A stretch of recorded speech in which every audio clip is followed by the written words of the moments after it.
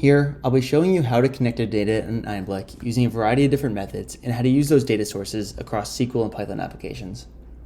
To start things off, you can import a CSV by going to the top left corner of the canvas, clicking the plus icon, clicking Create New Dataset, and choosing to upload either a CSV or a zip file into the canvas.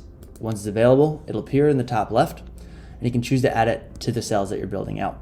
For instance, I have a SQL cell here on the left. I'll hit the plus icon and add in my CSV. Or I have a Python cell on the right with the CSV already uploaded. I can run to begin executing my workflow. Next, I'll create a database connection by going to a SQL cell, clicking the drop-down box next to data inputs, adding a SQL data connector, and choosing one from one of the many APIs that Einblick has built out.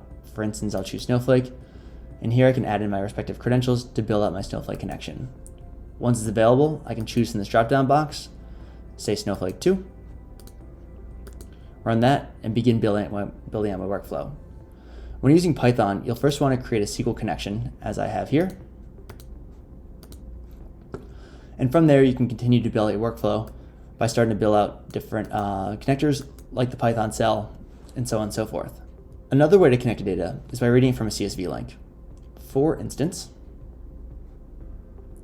here I have this dataset from GitHub, but please be aware that the dataset needs to be accessible online, as files stored on your local machine won't be available from this method. Once data is available, you can begin to build a workflow using a combination of, say, Python cells as well as no-code cells. My favorite, for instance, is the profiler, which lets you seal your data and understand what you're working with. Lastly, you can connect to a database utilizing the Python cells to write your own connection.